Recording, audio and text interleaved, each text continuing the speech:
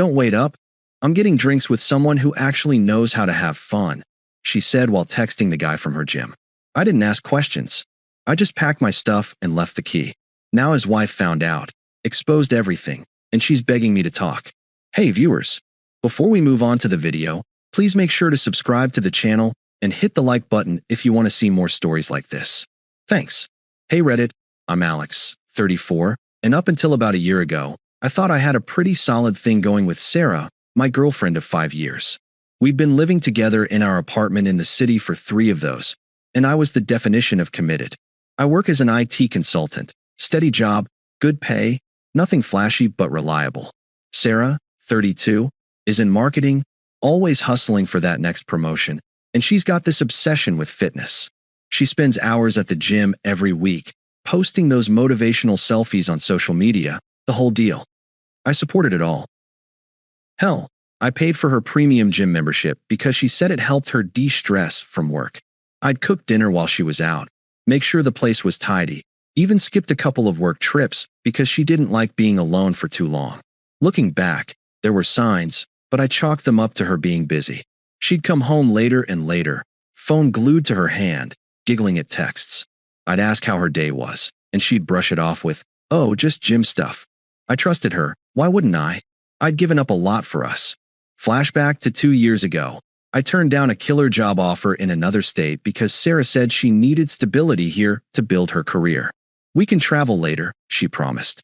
So I stayed, put my dreams on hold, and focused on making our life work. I planned surprise date nights, remembered her favorite coffee order, even helped her prep for job interviews. In return, she started pulling away. Conversations turned one-sided, intimacy dipped, and she'd compare me to these motivated people she met at the gym. "You should try HIIT classes, Alex. It'd spice things up," she'd say with this smirk, like I was some couch potato. I wasn't. I hiked on weekends, kept in shape, but it never seemed enough. Then came the night that cracked it all open. It was a Thursday, around 7 p.m. I was on the couch, scrolling through work emails, when Sarah came out of the bedroom all dressed up, tight jeans, makeup on point, hair done. Not her usual post-work sweats. Heading out. I asked casually. She didn't even look up from her phone, thumbs flying across the screen. "Yeah, don't wait up. I'm getting drinks with someone who actually knows how to have fun." She said it like it was nothing, but I caught a glimpse of the screen over her shoulder. The name Mike popped up with emojis and flirty crap like, "Can't wait to see you sweat outside the gym," winking face. Mike was this trainer she'd mentioned a few times, tall, ripped, the kind of guy who posts shirtless progress pics. My stomach dropped, but I didn't freak out. No yelling, no accusations. I just nodded and said, "Okay, have a good night." She grabbed her keys and left without a second glance. That was it.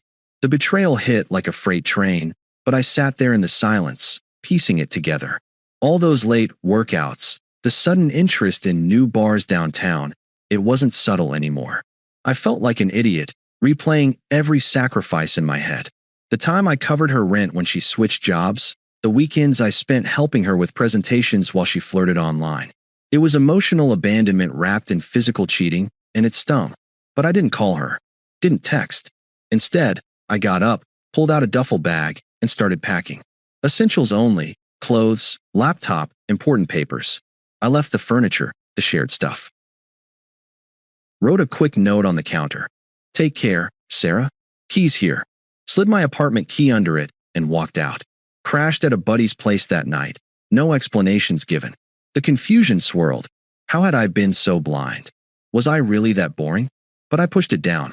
No dramatic confrontation. Just detachment. I needed space to breathe, to figure out who I was without her pulling the strings.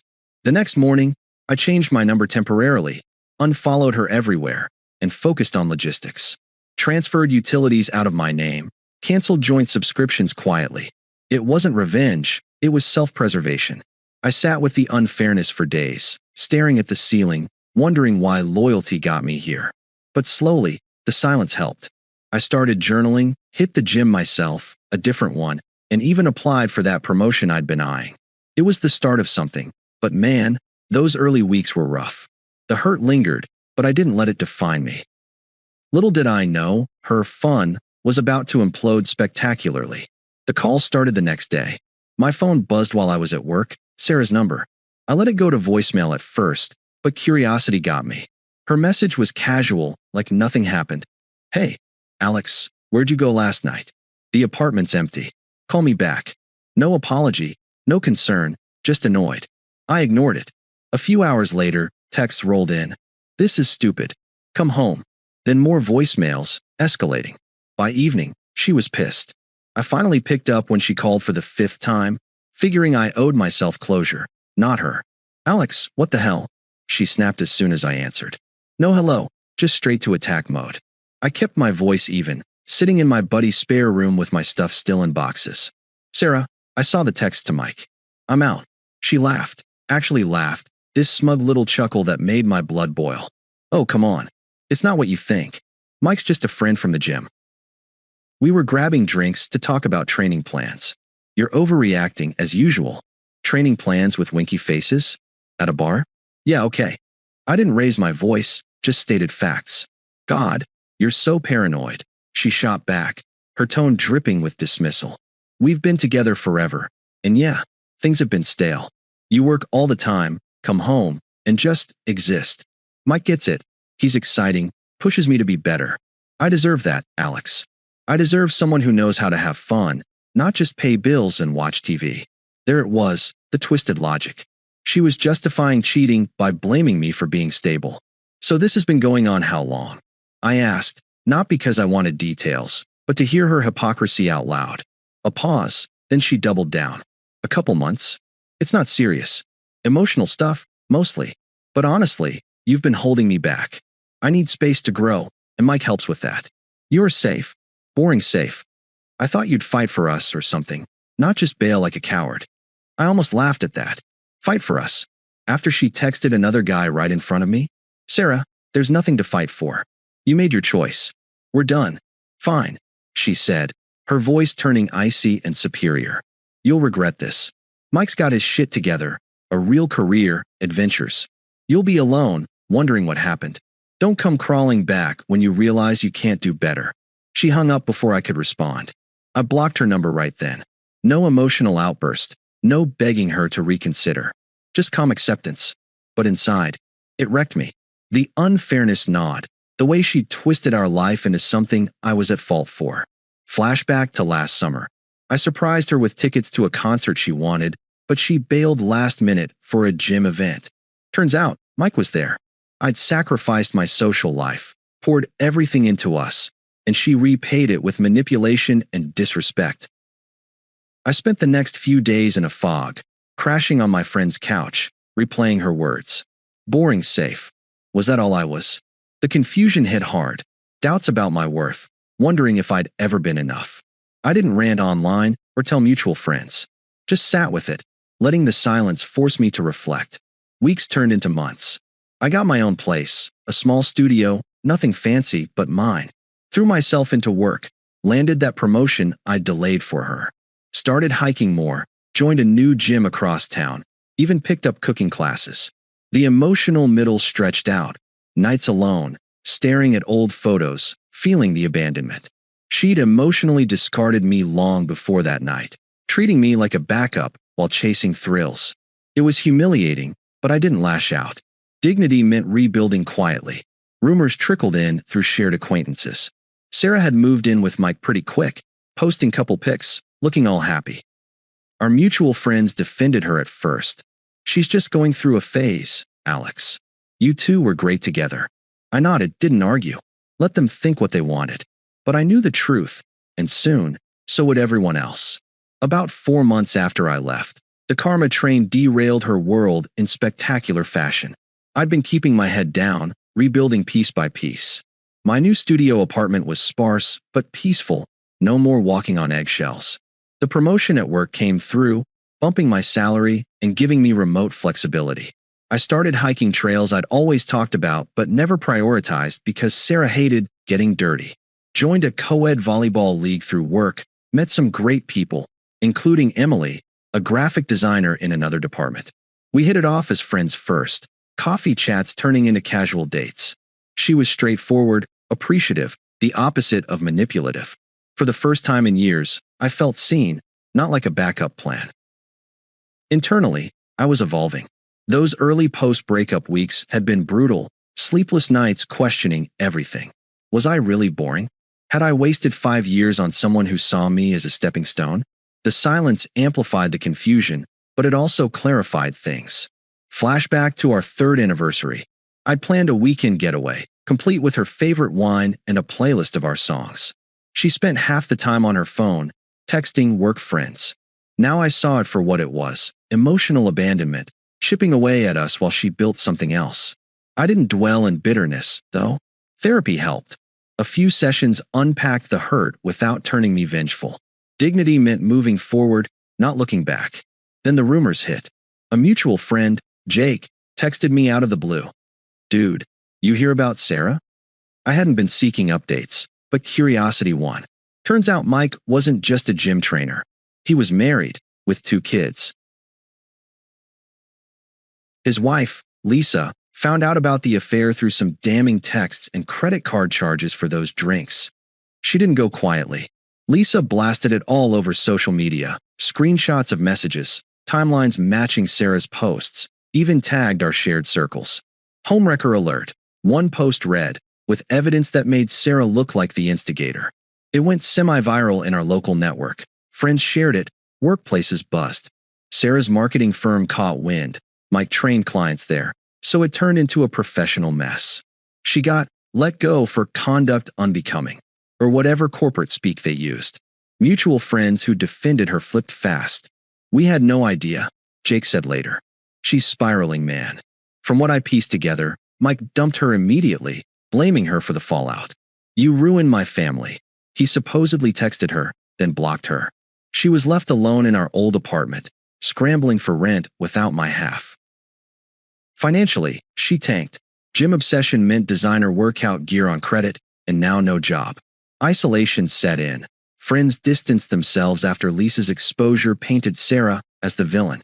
It was outrageous how quickly it unraveled, but plausible in our interconnected world. I didn't gloat, didn't even check her profiles. Just noted it as justice served, letting the middle breathe. The unfairness I'd felt months ago faded into quiet satisfaction. I'd been loyal, sacrificed, and got discarded. Now she was tasting her own medicine. I focused on my arc rising. Emily and I made it official after a hike where we talked real, about past hurts, future goals. She didn't compare or manipulate. It was easy, genuine. Work thrived. I traveled for a conference, something Sarah always vetoed. The emotional freedom hit during a solo run one morning. No more wondering if I was enough. I was. The betrayal's sting dulled, replaced by clarity. Life without her wasn't just surviving, it was better. The attempt started subtly, about 6 months in. First, an email from a new address. Sarah must have gotten it from a mutual friend. "Hey Alex, hope you're well. Can we chat? Miss our talks." I deleted it without replying. Then text from an unknown number. "It's Sarah. Please, just hear me out." Blocked. Her desperation ramped up when the fallout deepened.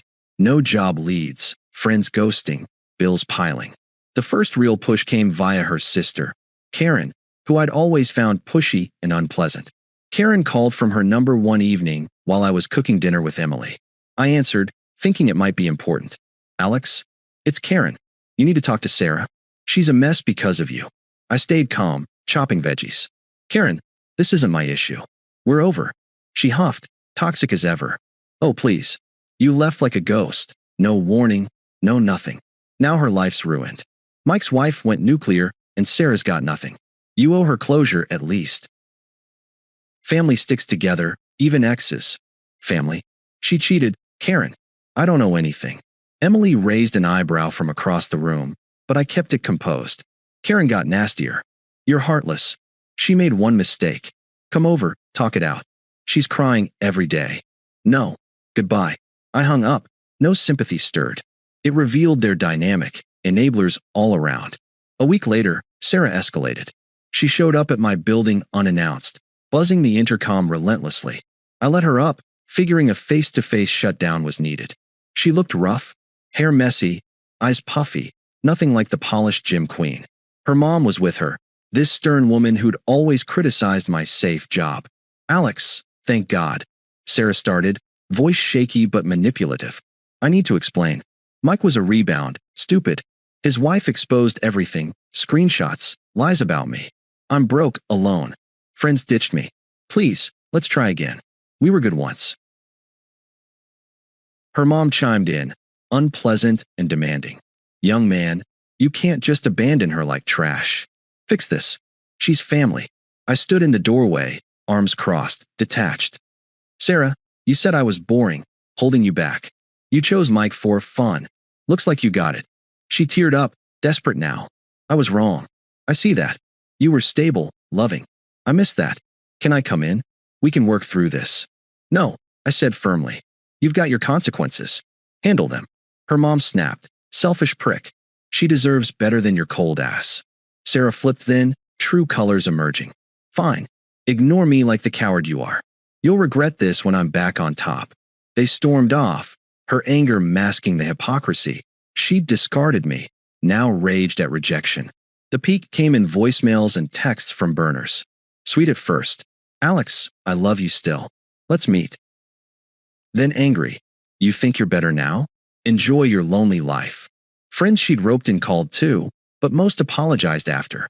Sorry, man. We see her now. It was a power reversal, her unraveling while I stayed unmoved. No emotional outburst from me, just boundaries. The desperation highlighted how far I'd come.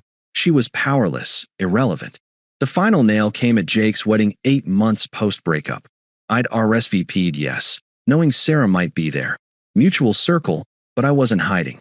Emily came as my +1. We were solid by then, talking future. The venue was this elegant garden spot, string lights and all. I arrived polished, new suit, confident stride. Spotted Sarah across the room during cocktail hour, alone, dress ill-fitting, nursing a drink. Her downfall was on display. Gaunt, isolated amid whispers from guests who'd seen Lisa's posts. She approached during a lull, cornering me near the bar. Desperation peaked, voice low but frantic. Alex, please. I didn't expect to see you here looking happy. Mike's gone, job's gone, everything's shit because of his wife's lies. Help me. I need a loan, or just talk. I realize what I lost. You were the best thing. I sipped my drink, calm and evolved. Mirror her logic back. You said you deserved fun, someone exciting. Mike fit that, right? But now it's my fault. She faltered, hypocritical. No, I was dumb. Stable is what I need. We can rebuild. Upgrade moment. Emily walked up, linking arms. Everything okay? Sarah's eyes widened, seeing the replacement. Me thriving, her replaced. Fine, I said to Emily. Then to Sarah, firm and definitive. You've got your life, Sarah. I've built mine. Promotion, travel, someone who values me. You're irrelevant now. Enjoy the wedding. No sympathy, no care for her well-being. I turned away, leaving her stunned as guests murmured. She texted once more that night. Asshole. Blocked for good. Update. Wedding was a blast. Emily and I are planning a trip. Sarah? Haven't thought about her since. Life's too good. Thanks for watching. Make sure to subscribe to the channel and hit the like button. What do you think about this story? Share it in the comments.